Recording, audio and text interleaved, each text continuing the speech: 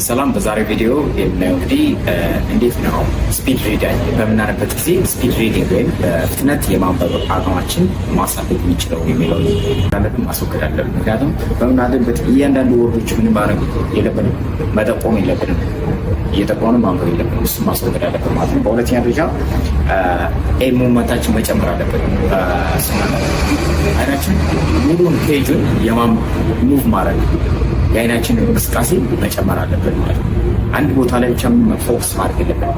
የአይናችን ሙቭመንት ምን ማድረግ ፍሪሊ ሪላክስ እንዲያደርግ ማድረግ በሁለተኛ ደረጃ የሚረዳን የንባብ ፍጥነታችን የሚያክሰን ነው ማለት ነው። በሶስተኛ ደግሞ በአንድ ሚኒት የምናነበትን የንባብ ፍጥነታችን ቻሌንጅ ማድረግ አንድ ሚኒት ወይም 2 ሚኒት ሰጠን ለራሳችን ምን ያህል ወርዶችን ምን ያህል ስንት መቶ ወርዶችን ወይም በምን ያህል የወርድ የማንበባችን ፍጥነታችን ቻሌንጅ ማድረግ ያንን ቻሌንጅ ምን ማድረግ መጨመር አለብን ማለት ቻሌንጁን ኮንቲኒስሊ እየጨመረን ራሳችንን አፕግሬድ ማድረግ ይችላል።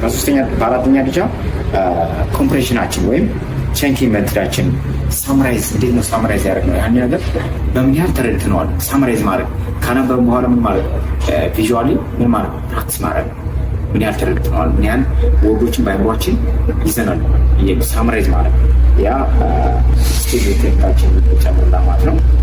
እንዲሁ ደግሞ የተለያየ ጥያቄዎችን በመመለስ ራሳችን ማሳደግ ስፒድ ሪዲንጋችን ይችላል። በአምስተኛ ደረጃ ቸንኪንግ ሜትድ መጠቀም ወይም 3-4 ወርዶችን ምንድነው በአንድ ላይ የማንበብ አቅማችን ማሳደግ ነው። 4 ወርዶችን በአንድ ላይ ማንበብ 5 ወርዶችን በአንድ ላይ ማንበብ ይህም አንደኛው የሚረዳ ነው ማለት ነው። በስድስተኛ ደረጃ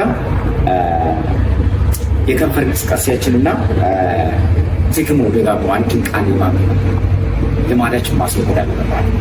ብዙ ጊዜ ከንፈራችንን አላግባብና ሙቭ እናደርጋለን እናንቀሳቅሳለን። እንዲሁ ደግሞ ደግሞ ካነበብን በኋላ ደግሞ ደግመን እናነባለን። ይህን ልማዳችን ማስወገድ አለብን ማለት ነው።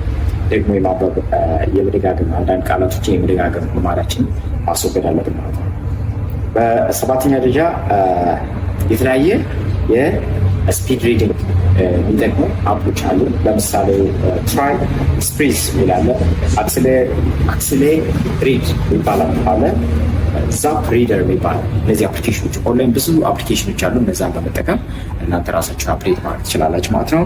በስምንተኛ ደረጃ ደግሞ ሪድ ሞር ኤንድ ቻሌንጅ ዮርሰልፍ ሁሌም ማንበብ በትክክል ማንበብ እና ሁሌም ራሳችን ከነበርንበት ቻሌንጅ ምን ማለት ነው የበለጠ ቻሌንጅ በመስጠት ራሳችን ግሩፕ ማድረግ ይችላል። ስለዚህ እነዚህን ሜቶዶች በመጠቀም ስፒድ ሪዲንጋችሁ ወይም የማንበብ ፍጥነታችሁ መጨመር ትችላላችሁ። ምክንያቱም በጣም ስፒድ ሪዲንግ ስታነቡ ወይም በፍጥነት ስታነቡ ነው በፍጥነት መረዳት ትችሉት አይደለም። ብዙ ሰው ምንድን ይላል በዝግታ ሳነብ ነው ወይ ቀስ ብዬ ሳነብ ነው የበለጠ መረዳ ይላል። ግን የበለጠ የምትረዱት ምንድን ነው በፍጥነት ስታነብ። በፍጥነት በምታነቡበት ጊዜ አይምሯችሁ ምንድን ነው በቂ የሆነ ኢንፑት እያገኘ ስለሆነ ወይም በቂ የሆነ ግብአት እያገኘ ስለሆነ አንደርስታንድ የማድረግ አቅሙ ይጨምራል ማለት ነው። ስለዚህ ለአእምሯችን ሁሌም ምንድን ነው ብዙ ነገር ይፈልጋል። እኛ ላንሰጠው እንችላለን እንጂ ብዙ ነገር ይፈልጋል። ስለዚህ በቂ ኢንፑት እስከፈጠሩ ድረስ በቂ የሆነ ኤፊሽንት መስራት ይችላል። ስለዚህ አእምሯችንን አንደርዩቲላይዝ ወይም ከአቅም በታች መጠቀም የለብንም።